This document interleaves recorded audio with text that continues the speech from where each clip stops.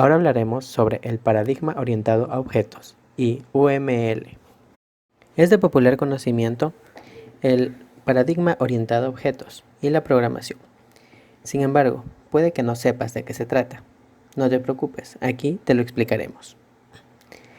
POO, programación orientada a objetos, se basa en el paradigma orientado a objetos, el cual está fundamentado en 4 pilares muy importantes, los cuales son abstracción, encapsulamiento, herencia y polimorfismo.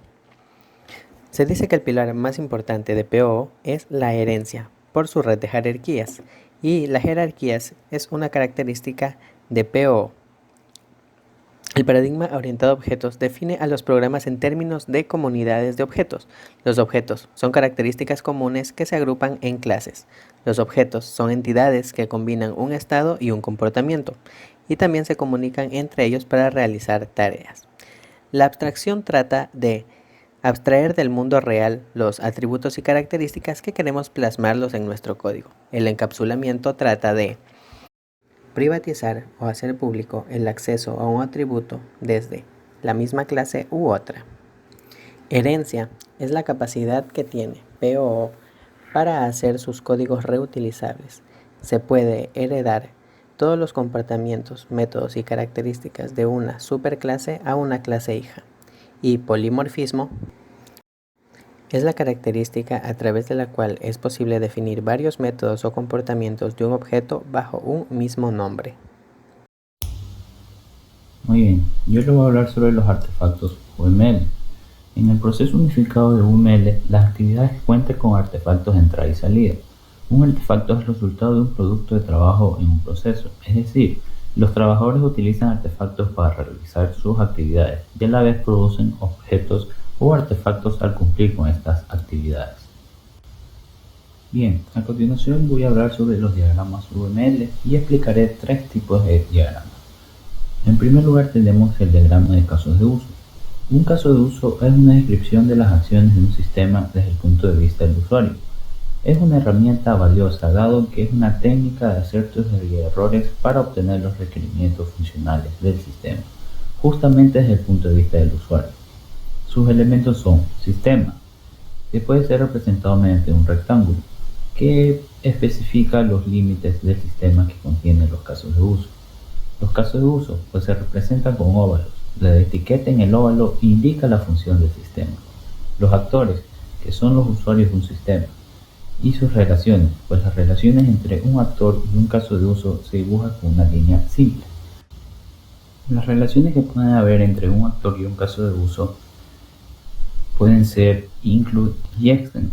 Incluir indica que un caso de uso es necesitado por otro para poder cumplir una tarea, y el extend indica opciones alternativas para un cierto caso de uso. Bien, el otro tipo de diagrama que encontramos es el diagrama de estado, pues sabemos que en cualquier momento un objeto se puede encontrar en un estado particular, ya sea por ejemplo que la luz esté encendida o apagada, el auto en movimiento o detenido, y etc. El diagrama de estados UML captura esa pequeña realidad. Entre sus elementos podemos encontrar el estado, pues se representa mediante un rectángulo que tiene sus esquinas redondeadas, pues este estado representa situaciones durante la vida de un objeto. Tenemos también lo que es la transición, pues es una flecha que representa el pasaje entre diferentes estados de un objeto. Se etiqueta con el evento que lo provoca y con la acción resultante. Tenemos el estado inicial y el estado final de dicho objeto. El diagrama de secuencias.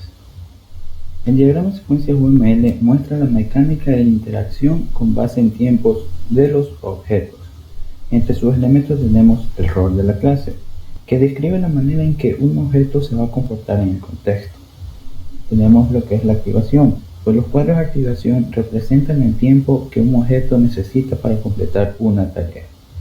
Tenemos también los mensajes, que son flechas que representan comunicaciones entre objetos. Las medias flechas representan mensajes asincrónicos. Los mensajes asincrónicos son enviados desde un objeto que no va a esperar una respuesta del receptor para continuar con sus tareas. Las líneas de vida son verticales y en línea de puntos. Ellas indican la presencia del objeto durante el tiempo. La destrucción de objetos puede ser eliminados tempranamente usando una flecha etiquetada destruir, que apunta a una X. Y los loops son repeticiones en un diagrama de secuencia. Es representado como un rectángulo. La condición para abandonar el loop se coloca en la parte inferior entre corchetes. Hola, les hablaré acerca de los artefactos UML. Algunos de los ejemplos de los artefactos UML tenemos a los diagramas de clases, diagrama de objeto y diagrama de componentes. Los diagramas de clases sirven para visualizar las relaciones entre las clases que involucra el sistema, las cuales pueden ser asociativas, de herencia y de uso. Entre los elementos que conforman los diagramas de clase están las clases y las relaciones. En las clases se encuentran los atributos, métodos y visibilidad. Y en las relaciones se encuentra la herencia, composición, agregación, asociación y uso. Diagrama de objeto. Los diagramas de objeto usan un subconjunto de elementos de un diagrama de clase para enfatizar la relación entre las instancias de las clases en algún punto en el tiempo. Diagrama de componentes. Un diagrama de componentes tiene un nivel más alto de abstracción que en un diagrama de clases.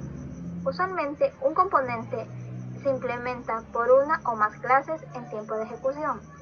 Entre los elementos de estos diagramas de componentes tenemos presentación de componentes, interfaces requeridas y componentes con puertos.